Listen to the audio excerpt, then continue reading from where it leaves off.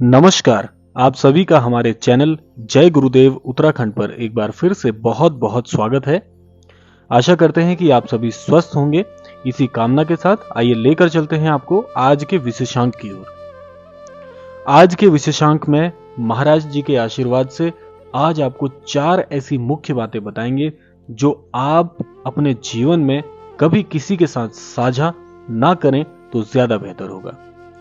ये 4 मुख्य बातें यदि आप अपने जीवन में किसी से भी साझा करते हैं, किसी को भी बताते हैं, तो आपके जीवन में आप स्वयं ही परेशानियों को खुद आमंत्रित करते हैं और कोई भी नहीं चाहता कि अपने जीवन में किसी भी प्रकार से परेशानियों को आकर्षित किया जाए या आमंत्रित किया जाए। तो आइए आपको लेकर चलते हैं 4 ऐसी बातों की तरफ जो आपको सदैव अपने मस्तिष्क में रखनी है यदि आप अपने जीवन में सफलता प्राप्त करना चाहते हैं। तो इन 4 बातों में से सबसे महत्वपूर्ण बात है कि जब भी आप अपने जीवन में कोई भी दान पुण्य का कार्य करते हैं, आध्यात्म की तरफ रुचि लेते हैं और आध्यात्म के प्रभाव के चलते जीवन में दान पुण्य के जो कार्य करते हैं, उन दान पुण्य के कार्यों को कभी भी उसका बखान ना करें, कभी भी अपने द्वारा दिए गए दान की कभी भी व्याख्या ना करें, कभी किसी को अपने द्वारा किए गए दान का कभी भी विवरण ना दें। इससे क्या होता है, जब आप अपने द्वारा जो दान आप करते हैं उस दान के बारे में जब आप किसी से फिर बात साझा करते हैं तो उस किए गए दान का जो आपको आध्यात्मिक फल प्राप्त होना होता है वह फल आपको कभी प्राप्त नहीं होता। उसका आपके द्वारा दिए गए दान का जब बखान आप करते हैं तो वो एक प्रकार से नकारात्मकता को आपके जीवन में लेकर आता है और आपके चरित्र पर भी प्रश्न उठने लग जाते हैं। जो लोग हैं वे आपके द्वारा किए गए दान को एक प्रकार से आपका अभिमान समझने लगते हैं और समाज में आपका चरित्र वैसा ही समझा जाने लगता है जो कि आप कभी नहीं चाहेंगे कि आपके आध्यात्मिक चरित्र पर कोई उंगली उठाए।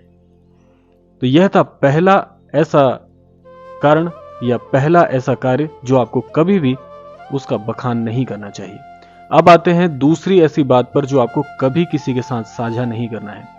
आप अपने जीवन में चाहे कोई भी कार्य कर रहे हो, जीवन में किसी भी कार्य क्षेत्र से जुड़े हों, व्यवसायी हों या कोई भी आपकी जिससे जीवनचर्या चल रही है, उसके जो भी कार्य क्षेत्र है उससे अर्जित होने वाली आमदनी के बारे में कभी किसी को बिल्कुल ना बताएं। भूलकर भी अपनी आमदनी किसी के साथ साझा नहीं करनी चाहिए। उससे आपको जो लोग हैं, जो समाज है, वह आंकना प्रारंभ कर देता है और आपकी आमदनी से आपके जो पूरा जितना आपने अभी तक जो भी कार्य किया है, जितना भी आपने अर्थ अब तक अर्जित किया है, उस पर लोगों की बुरी नजर पड़ सकती है, जो कि आपके व्यवसाय के लिए, आपके कार्यक्षेत्र के लिए किसी भी प्रकार से अच्छा नहीं माना जाता। तो इसलिए आज से अभी से सावधान हो जाएं। यदि आप अपने जीवन में ऐसा कुछ करते हैं, अपनी आमदनी, अपने व्यवसाय से प्राप्त होने वाला जो धन है, जो अर्थ है, उसके बारे में आज से अभी से बातचीत करना बिल्कुल बंद कर दीजिए। अब तीसरा जो मुख्य बिंदु है वह क्या है जो आपको कभी भी किसी के साथ साझा नहीं करना चाहिए। आपको अपनी कमजोरी और अपनी ताकत का कभी भी बखान नहीं करना चाहिए। कभी भी किसी के सामने अपनी किसी भी कमजोरी को ना बताएं। सदैव इससे बचिए कि आपके जीवन में जो भी आपका सबसे कमजोर, चाहे वह किसी भी प्रकार से आप किसी भी तरह से कमजोर हैं, चाहे कोई भी आपकी ऐसी त्रुटि है जीवन में, उस त्रुटि को कभी भी किसी के सामने मत कहिए। इससे जब आप अपनी कमजोरी किसी को कहते हैं तो वह कमजोरी दूसरों तक पहुंचने से आपके जीवन पर दूसरों के लिए प्रहार करना बड़ा आसान हो जाता है। क्योंकि आप ये सोचिए कि यदि आपकी कोई ऐसी कमजोरी है जो आप अपने किसी शत्रु से भी कह बैठते हैं, तो आप स्वयं ही अपनी कमजोरी अपने शत्रु को बताएंगे तो वह आप पर हावी हो जाएगा और अपनी कमजोरी बताने से आपकी जो हार है, आपकी जो पराजय है, वह पहले ही निश्चित हो जाएगी। तो इसीलिए कभी भी किसी को अपनी कमजोरी ना बताएं और यहीं पर अपनी शक्ति, जो जिस प्रकार से आप शक्तिशाली हैं, जो भी आपकी ताकत है, उस ताकत को भी कभी किसी को नहीं बताना चाहिए, क्योंकि उससे आपके शत्रुओं को पता चल जाता है कि आप किस प्रकार से सशक्त हैं और कौन से ऐसे बिंदु हैं जो आपको उससे विजित कर सकते हैं। तो इसलिए कभी भी अपनी कमजोरी, कभी भी अपनी शक्ति किसी के सामने उसका बखान नहीं करना चाहिए, कभी भी इनको किसी के भी समक्ष कहना नहीं चाहिए। इससे आपकी पहली ही जो रणनीति होगी वह दूसरों को पता चल जाएगी और आप समाज में अपने जो प्रभाव है उसको दिखाने में कभी भी सक्षम नहीं रह पाएंगे। अब आता है चौथा और सबसे महत्वपूर्ण पहलू जो आपको कभी भी किसी के साथ साझा नहीं करना चाहिए, भूलवश भी ऐसा कार्य नहीं करना चाहिए। तो वह चौथा बिंदु क्या है? वह चौथा बिंदु है कि आपको कभी भी अपने अतीत और भविष्य की रणनीतियों के बारे में कभी किसी से भूल कर भी बात नहीं करनी चाहिए। जो भी आपका अतीत रहा है, जो भी आप पहले जिस भी स्तर पर थे या पहले आपके साथ जो कुछ भी व्यतीत हो चुका है, चाहे वे अच्छे प्रभाव हों चाहे बुरे प्रभाव हों, जो भी आपका अतीत रहा हो, अपने अतीत के बारे में कभी किसी को मत बताइए। क्योंकि यदि आपने अतीत में किसी तरह से आप कोई बुराइयों में लिप्त रहे हो या आपने कोई ऐसा कार्य किया हो जिससे आपको शर्मिंदा होना पड़े, ऐसा कार्य यदि आप किसी के समक्ष कहते हैं तो आपके शत्रुओं को एक प्रभाव मिल जाता है आपके उस अतीत पर उंगली उठाने का, जिस वजह से वे आपको समाज में नीचा दिखा सकते हैं।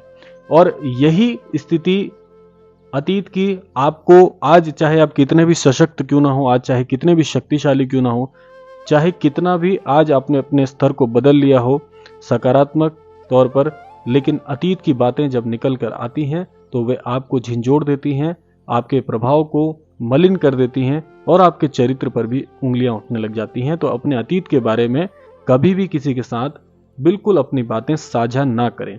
दूसरा, इसी के साथ एक बिंदु और मैंने बताया कि भविष्य में आपकी क्या रणनीति होने वाली है, आगे चलकर आपने कौन सी योजनाएं बताई हैं, उन योजनाओं को आप भूलवश भी कभी भी किसी को ना बताएं, क्योंकि भविष्य की आपकी रणनीतियां किसी और के लिए एक प्रकार से मौका हो सकती हैं, किसी के लिए एक तरह का प्रभाव हो सकता है जो वह आपसे छीन सकता है। जो रणनीति आप अपनाना चाह रहे हो, जो भी आप भविष्य में किसी प्रकार से अपनी योजनाएं बना रहे हो, वे योजनाएं किसी और के साथ साझा होकर वे किसी और की योजनाएं बन सकती हैं, किसी और की रणनीति बन सकती है।